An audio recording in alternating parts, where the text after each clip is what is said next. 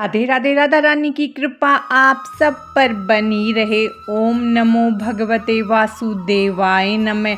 आज हम माघ मास के शुक्ल पक्ष की जया एकादशी की व्रत कथा सुनेंगे। तो चलिए हम जया एकादशी की व्रत कथा शुरू करते हैं। धर्मराज युधिष्ठिर बोले, हे भगवान, आपने माघ माह के कृष्ण पक्ष की षटतिला एकादशी का अत्यंत सुंदर वर्णन किया है। अब आप कृपा माघ माह के शुक्ल पक्ष की एकादशी की कथा का वर्णन कीजिए। इस एकादशी का नाम और इसके व्रत की क्या विधि है तथा कौन सा देवता है।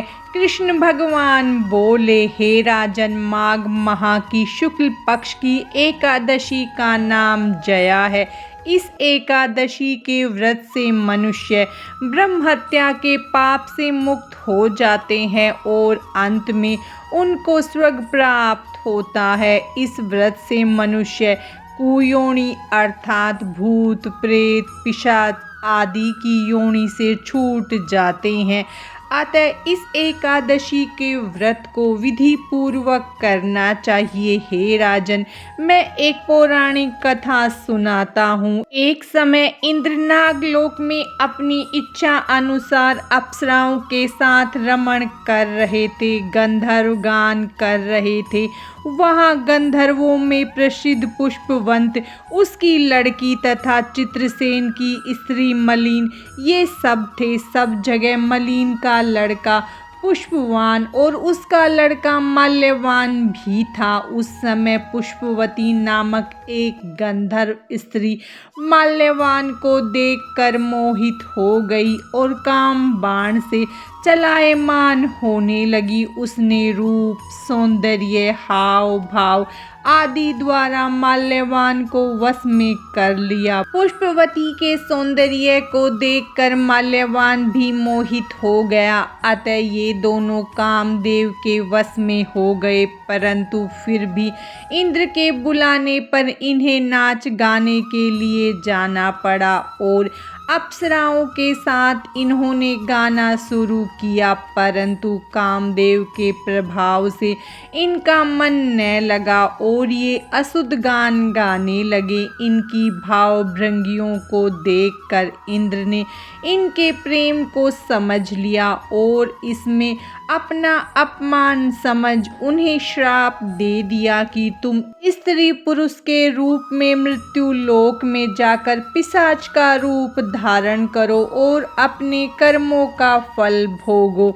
इंद्र का श्राप सुनकर ये अत्यंत दुखी हुए और हिमाचल पर्वत पर पिशाच बनकर दुखपूर्वक अपना जीवन व्यतीत करने लगे। रात दिन उन्हें एक क्षण भी निद्रा नहीं आती थी। इस स्थान पर अत्यंत सर्दी थी। एक दिन पिशाच ने अपनी स्त्री से कहा कि न मालूम हमने पिछले जन्म में ऐसा कौन से पाप किए थे जिससे हमें इतनी दुखदाई यह पिशाच योनि प्राप्त हुई है। देव योग से एक दिन माघ माह के शुक्ल पक्ष की जया नाम की एकादशी आई। इस दिन दोनों ने कुछ भी भोजन न किया और न कोई पाप कर्म ही किया। इस दिन केवल फल मूल खाकर ही दिन व्यतीत किया और महान दुख के साथ पीपल के वृक्ष के नीचे बैठ गए। वह रात्रि इन दोनों ने एक दूसरे से चिपटकर बड़ी कठिनता से व्यतीत की। सर्दी के कारण उनको रात्रि में निद्रा भी नहीं आई। दूसरे दिन प्रातःकाल होते ही भगवान के प्रभाव से इनकी पिशाच देह छूट गई और अत्यंत सुंदर अप्सरा और गंधर्व की देह धारण करके तथा सुंदर वस्त्रों तथा आभूषणों से अलंकृत हो इन्होंने नागलोक को प्रस्थान किया। आकाश में देवगण तथा गंधर्व इनकी स्तुति तथा पुष्प वर्षा करने लगे। नागलोक में जाकर इन इन दोनों ने देवराज इंद्र को प्रणाम किया। इंद्र को भी इन्हें अपने प्रथम रूप में देखकर महान आश्चर्य हुआ और वे इनसे पूछने लगे कि तुमने अपनी पिशाच देह से किस प्रकार छुटकारा पाया, सो सब बतलाओ। इस पर माल्यवान बोले कि हे देवेंद्र, भगवान विष्णु के प्रभाव तथा जया एकादशी के व्रत के प्रभाव से हम लोग पिशाच की देह को छोड़कर पवित्र हो गए हैं और हम अन्य लोगों के भी वंदनीय हो गए हैं, क्योंकि शिव भक्त हम लोगों के वंदना करने योग्य है। अतः आपको धन्य है, धन्य है।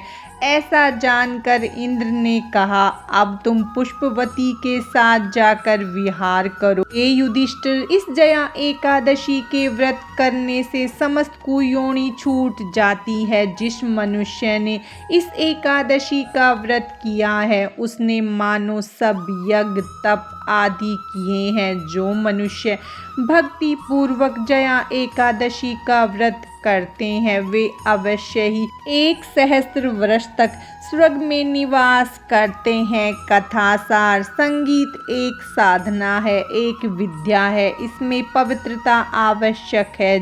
फिर जिस सभा में अपने से बड़े गुरुजन आदि उपस्थित हो वहाँ प्राणी को संयम और मर्यादा बनाए रखना चाहिए ताकि गुरुजनों का सम्मान बना रहे। गुरुजनों का अपमान करने वाला घोर नरक को भोगता है। जया एकादशी व्रत की कथा समाप्तम। भगवान श्री हरि विष्णु और माता लक्ष्मी की कृपा आप सब पर सदा बनी रहे। राधे राधे।